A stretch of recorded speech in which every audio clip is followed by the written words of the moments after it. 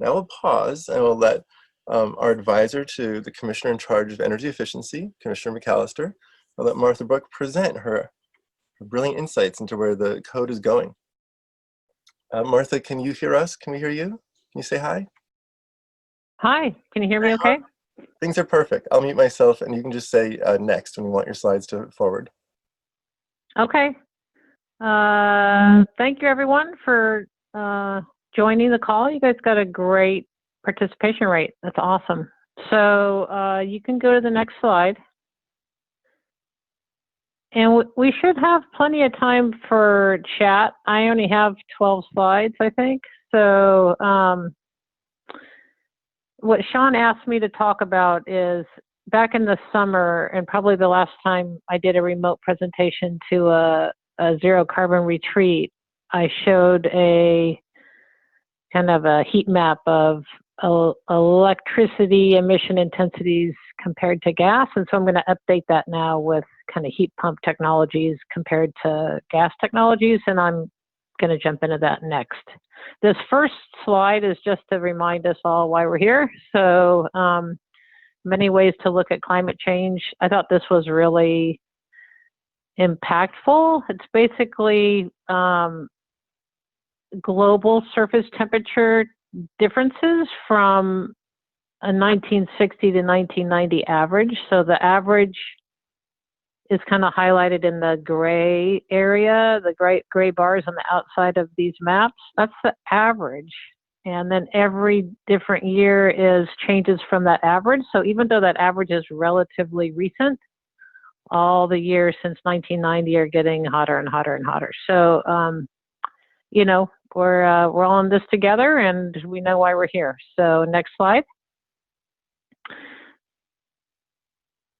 So in California, this is what the electricity grid is planned to look like in terms of emission intensities over the next several years. So we're getting more and more renewable generation on the grid. We have higher and higher renewable portfolio standards.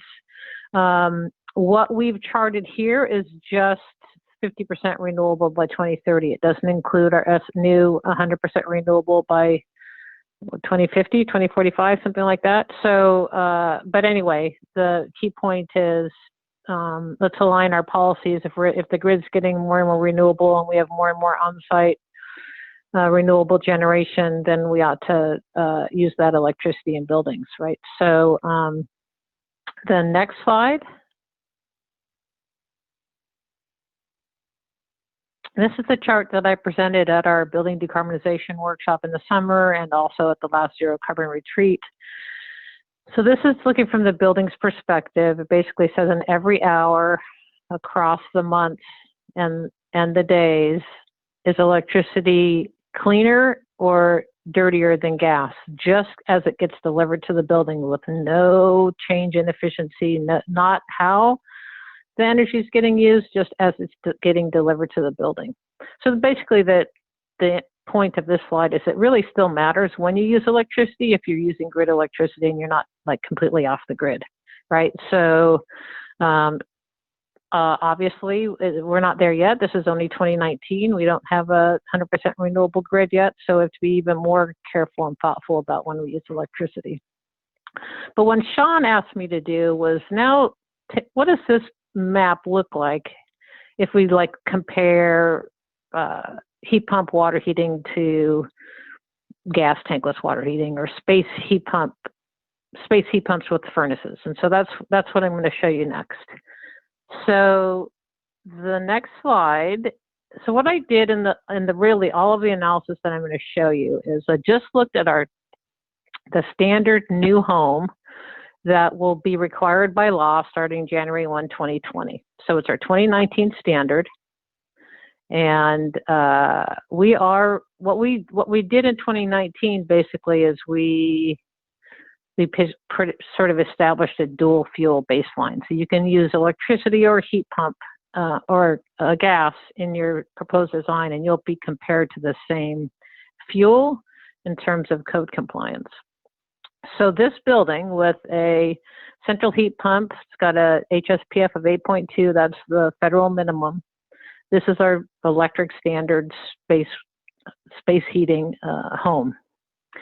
And basically what this shows is it's compared to a gas furnace of the same efficiency.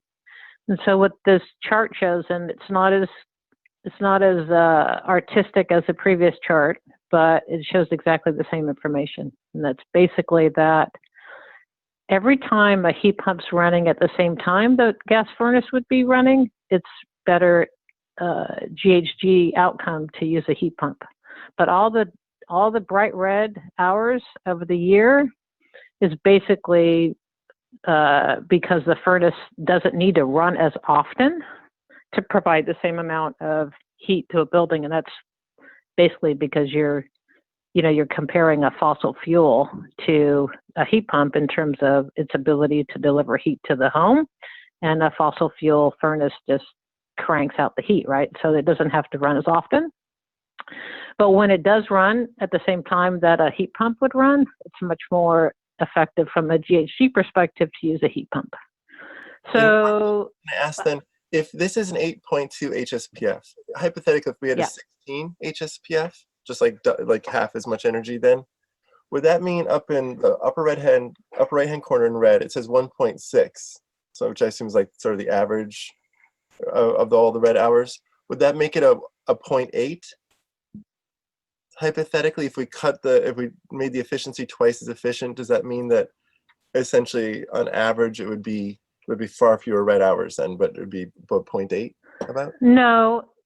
So basically everything here does not have units on it, right? So it's basically what I did was I just normalized the emission intensity of a heat pump to the same emission intensity of a gas furnace, and then the way that the same as the other previous chart in terms of red and green, it's like how far away from 1 is the number in terms of the ratio, emission intensity of heat pump over emission intensity of gas furnace. And so if it's 60% higher, it's going to be red, and if it's 60% lower, it's going to be green.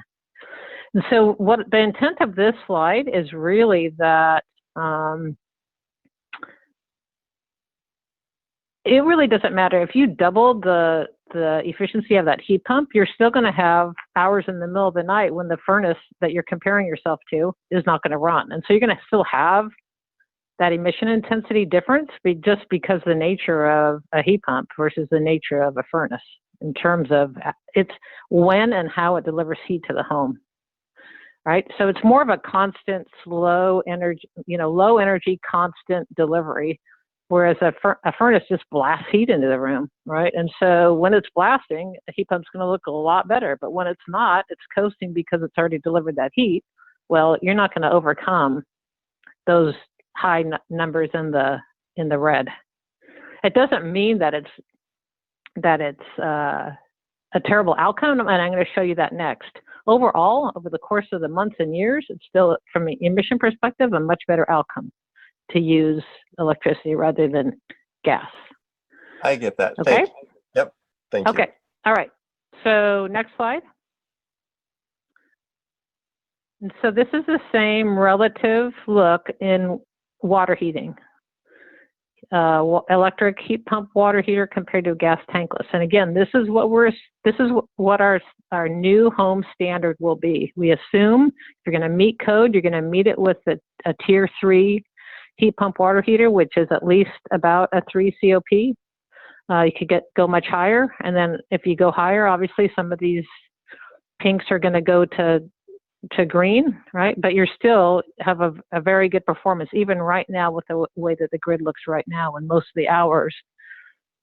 With the combination of the lower emission intensity of the electricity, and mostly because it's 3x more efficient than the gas tankless water heater, your outcome from a relative emission intensity is very good. Okay, so next slide, if we jump forward to 2030, you kind of have the same outcomes. The grid's getting greener, and so there's more hours of the day when just overall the fuel delivered to the building is greener if it's electricity than if it's gas. Next slide. You still have pretty much the same view from the space heat pump perspective, which is the next slide. Yeah, it's pretty much the same view. There might be just like, you know, a little bit of difference, but basically for space heating, you know, the challenge is reducing the load so it can be met with a heat pump. It's really not a challenge that the electricity isn't green enough. It certainly is. You know, in the hours when both a furnace and a heat pump are running, you know, you got a 10th or a 20th or a 30th of the emissions from a heat pump than you would a furnace. It's just those wee hours in the morning when, if you're doing the comparison on an hourly basis, it doesn't look good. Next slide. It's almost all green for heat pump water heating. Again, the same new home standard that we hope to achieve in 2020. That's what this is looking at. If you look at the next slide, you kind of get a more of a summary of how all those hours kind of stack up. So this is both of those end uses, space heating and water heating, and it compares the furnace with the heat pump up above and the gas tankless water heater with the heat pump water heater down below. I use the 2030 emission intensities for the slide, since that's, you know, where we're going pretty quickly. We're going to get to that level of a renewable portfolio standard on the grid side. So I thought it was most appropriate to look at 2030. I deliberately use the same scale here between water heating and space heating to communicate how much bigger a deal it is to deal with the space heating when it comes to building electrification. I think water heating is like a slam dunk compared to space heating. And, you know, we have the technologies in place. The low emission total there in the blue, the bottom little ocean of a heat pump water heater, that's a huge success if we accomplish that in new buildings in the state. So, and I think we largely have the technologies in place to do that. I'm much more concerned about space heating. I use climate zone 3 for this analysis because it's pretty typical. That's Oakland. It's pretty typical of the heating load. You know, anywhere where you have heating load, it's like you need as much heat to serve Oakland as you do in the Central Valley. You might need a little bit more in the Central Valley. It's only in the like really mountainy areas where you need significant more heating. So it's a kind of a representative heating load climate, I think. And lots of people live there. There's going to be lots of construction going on in that sort of Bay Area world. So we should focus on areas in the state like that where we have significant space heating that we're trying to meet with heat pumps or similar electric technologies. So if you look at this on the next slide, it's an annual view of the same data. And this is really to communicate that we're enabling both of these options, and they're not the same from an emissions perspective. So this is our new home standard. If you use gas, you're on the left. If you use electricity, you're on the right. Both of these will comply with the building code. They have a much different carbon footprint. So, this is like ground zero. This is where we are now, and where we're going now at the Energy Commission with you know, driving us as stakeholders is really moving the direction of the standard so that we move to the left of the slide and we force gas to compete with electricity rather than allowing them to have a clear and separate path through our building standards. If you look at the next slide, this is what I want to be like the final message, I think. And this is from my perspective, the challenge is really to, you know, I know the focus maybe of your retreat is on new construction, but, you know, what I did was I reduced the efficiency. I took like an old vintage in climate zone 3, an older home, right? So it doesn't have attic insulation. It has very minimal wall insulation. It has relatively crappy windows. And the intent of this slide is to argue that and just like, you know, what we heard in the first presentation, some of our best solutions are treating the envelope first, right? And then finding electric solutions to meet a really much lower load. And so this that's what I'm trying to communicate here is for all of the existing homes that we want to decarbonize, we have to address the envelope upgrades first and then electrify after we've upgraded the envelope. So this is just an example where, you know, you wouldn't want to put a heat pump in an older home because you're not necessarily getting that low emission outcome that you would if you reduce the envelope loads first through what we all know is, you know, tighter homes, better insulation, things that are very, very cost effective. So that's all I have. I'd be happy to answer questions or just let you get your time back on schedule. And Oh no, if there's any. no, we have 8 minutes until we start talking about building integrated PV. So Okay. I want to make sure some of the people online are asking questions, like Barry Hooper of San Francisco. He asked, will the commission be updating Martha's great, insightful CO2 intensity maps? They're awesome. This is your praise here. And yet are not transparent about assumptions of gas leakage in extraction, transmission, distribution, or on the customer side of the meter. Martha's also great presentation at the workshop acknowledge that the first cut heat maps either omitted or used standard 2% site source assumptions to represent total leakage. And I wanted to know if you had any thoughts on how methane leakage, which I know is sort of a Yeah. blossoming Okay. science So implementation. yeah, that's a great comment. And I would say that in our 2019 work to start so we have an obligation to do a study under AB 3232 by the end of 2020, I think, that basically establishes a statewide plan to reduce emissions in buildings 40% below 1990 levels. And what we're doing now in coordination with ARB is to reestablish the baseline, that 1990 emission baseline for buildings that includes methane leakage. So we haven't done that work yet, which is why we're not talking about leakage in any of these heat maps yet, because we don't have a sister agency blessing on what those methane leakage assumptions ought to be, but we know we have to do it. And the good news is that we do have agreement with the ARB that that we should reestablish that 1990 buildings emission baseline to account for some amount, the appropriate amount of methane leakage. So you could see us changing, including that information in our communication under our AB 3232 plan, but you're right that it's not included here. Okay, well, that's good because it makes, I think, electrification better than what, like, you have a conservative. Oh, absolutely. Yeah. Mm-hmm. Similar, there's a few different questions where people are tossing back and forth, essentially around the assumption of efficiency. So you're assuming an 8.2 efficiency.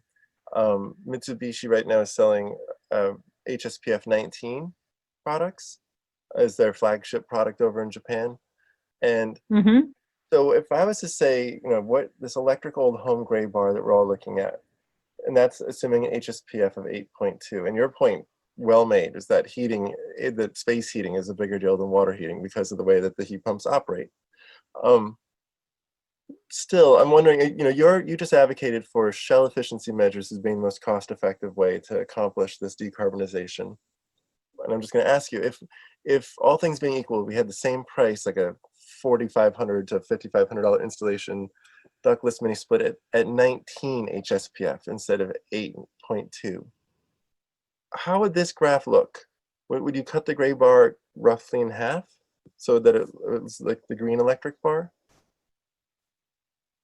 I mean, I still would argue that I'm not going to answer your question, first of all, but because I would argue that that you still want to do the envelope upgrade first if they're the same amount of money or even close, because that's climate resiliency. That now you have a low load home that can go through power outages and other extreme events. That a mini split, no matter how efficient it's going to be, requires power, right? So and you're going to have a more comfortable home. There's a ton of reasons why you want to treat that envelope first. Agreed. This chart though, the efficiency of the green bar and the gray bar is the same. So I was just trying to communicate that we don't get to zero unless you deal with and this is for existing buildings, right? So my argument is instead of saying hashtag electrify everything, we should say hashtag electrify envelope upgrades, right? Do the envelope first and then electrify it. That's basically my point. Do you actually Twitter, Martha? No. Maybe in my next life I'll Twitter. Okay, we take the sentiment though. That's great. Yes. All right. Okay, so it sounds like we should get to the transition point. I want to make sure, anyone else have questions here? It's sort of related to that. Ken Johnson is asking, was there any talk about changing the Title 24 minimal rating for ductless air source heat pumps and improving the rating for ductless air source heat pumps? I just want to respond briefly that the Canadian testing method, which would, I think, allow for the Energy Commission to upgrade, are just about... Okay, so real quick, just you should go to our docket on our ACM 2019 ACM. We have a scheduled meeting. We have 3 days of meetings, one for the non-res ACM, one for the res ACM, and the third day for variable capacity heat pumps and how they're going to be modeled in the ACM. So yes, we're going to deal with it, and it's not going to be everything that vendors or potentially energy consultants want, but it's going to be a good start. So there is ways you can participate in the software is out for review, so you could review how the variable capacity heat pump is going to be proposed to be modeled and then provide comments back to the Energy Commission. That's very fair. Thank you. We have 2 minutes left, and I guess to expand on that, I'm very interested. Are you thinking that you're going to downrate it to... Give me an example. My heat pump is a 14 HSPF. That's its rated, right? Do you have a sense of what it would be rated, or what would it look like after the process you're talking about would be in terms of is an HSPF of 10 now or 9 or? So I think what they did for variable capacity heat pumps is they took an empirical, so they studied them in detail at the Central Valley Research Home, and I think also or maybe multiple years of field studies. And they're basically going to give, kind of a measured average performance upgrade, but it won't be based on a rating. But then the other thing, it'll be based on, how these things actually performed in the field. But then if it's ductless, you'll get the huge credit for not having ducts in the attic. So that's a huge benefit in terms of code compliance. And then the other thing that I think that's in the works is we are encouraging manufacturers to go through the test procedure, Canadian standards test procedure approach, and then with the commitment that we would then model their full performance curve in the software. Okay, so I hear that process, and it sounds like you don't have an easy answer because my product will have to go through the process. Fair enough. Right. Okay, we are at 2 o'clock. You Okay. did it, Martha! Yay! All right. Yay! All right. Have a great time. Yay! Have a great conference. Thank you very much. Thank Bye. you. That's a big step forward.